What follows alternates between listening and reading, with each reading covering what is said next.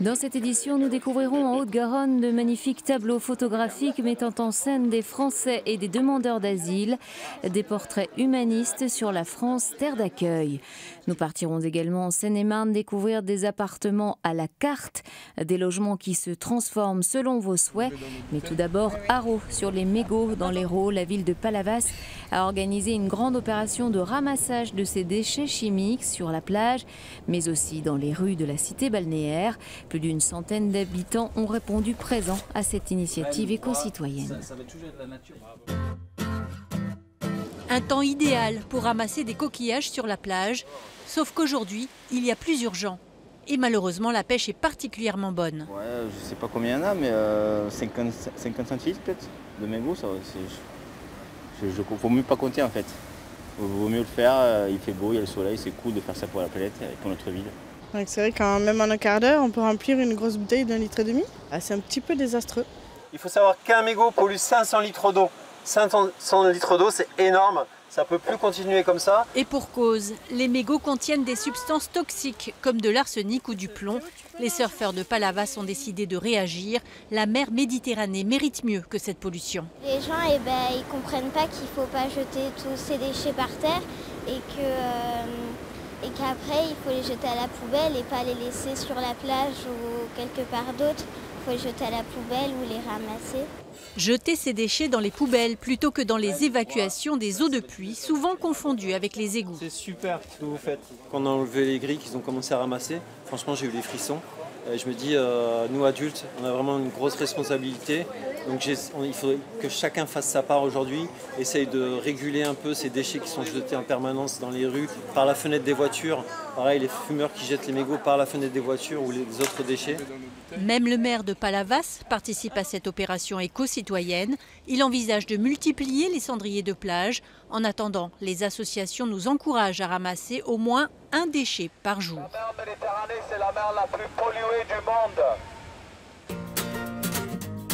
Apprendre à grimper aux arbres tout seul comme un grand, c'est ce que propose une association dans les Ardennes. Pendant les vacances scolaires, elle organise un stage de 4 jours. Objectif, apprendre les techniques de base de l'escalade pour mieux monter aux arbres. Le stage sensibilise aussi sur la protection de la nature. Quand le logement se vend à la carte, en Seine-et-Marne, des appartements évolutifs ou modulables sont proposés à la vente. Des habitations que l'on agence à sa guise. Les pièces se composent ou se recomposent. Démonstration en images. Entrez, je vais vous faire visiter l'appartement. Il est situé à 40 minutes de Paris, à un charmant 80 mètres carrés avec toutes les fonctionnalités. Donc là, vous avez le coin cuisine. Par ici, vous avez une chambre par an. La partie séjour. La partie repas. La visite se poursuit jusqu'au bout du couloir, où l'on trouve une pièce supplémentaire avec une porte d'accès indépendante, 15 mètres carrés aménageables. C'est deux apparts en fait? Oui, tout à fait. Parce qu'en fermant cette porte, vous pouvez transformer cette pièce soit en chambre, soit en studio, indépendant de la partie qu'on vient visiter. Un logement évolutif que l'on choisit d'agrandir ou de réduire en quelques heures. Une cloison, une couche d'isolation et le tour est joué.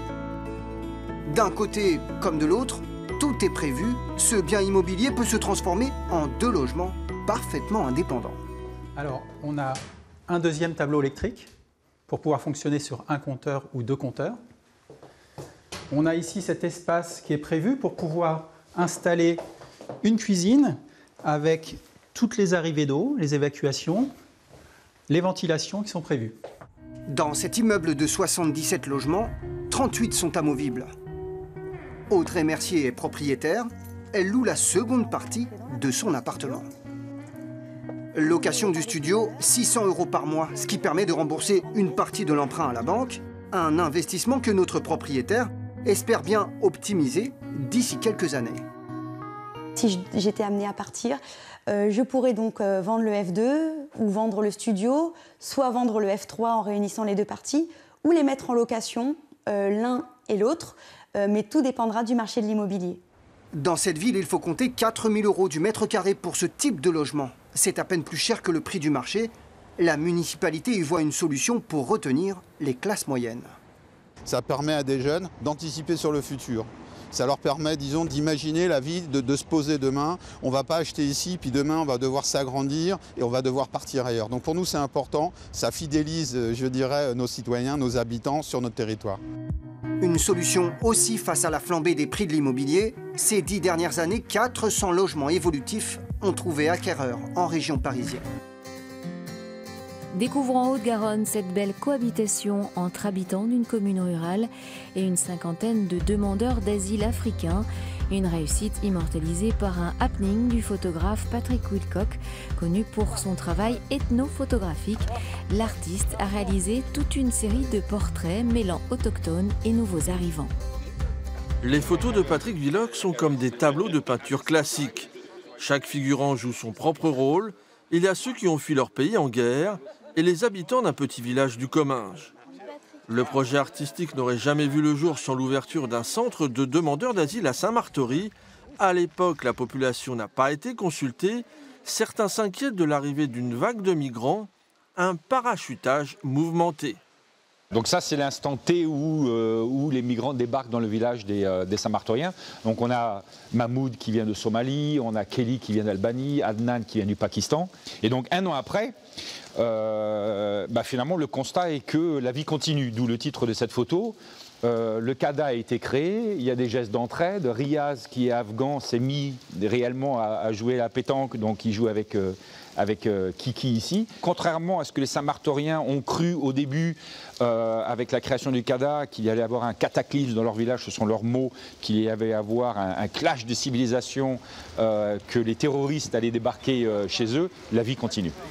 Le photographe a vécu pendant 4 mois en immersion à Saint-Martory.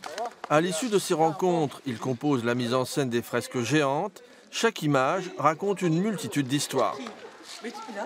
L'objectif était qu'ils puissent faire un travail qui regroupe les demandeurs d'asile, les migrants et les villageois. Et finalement, on avait travaillé dans l'harmonie, on a sympathisé avec beaucoup de villageois, on a gardé contact. Maintenant, ça se passe très bien. On est content d'avoir participé, c'est assez touchant. Ça a été une belle aventure de participer à ce projet de rencontre des demandeurs d'asile des Saint-Martoriens. Des personnes hostiles à la création du CADA sont aussi présentes sur les photographies. Depuis, le climat s'est bien réchauffé entre opposantes et nouveaux venus.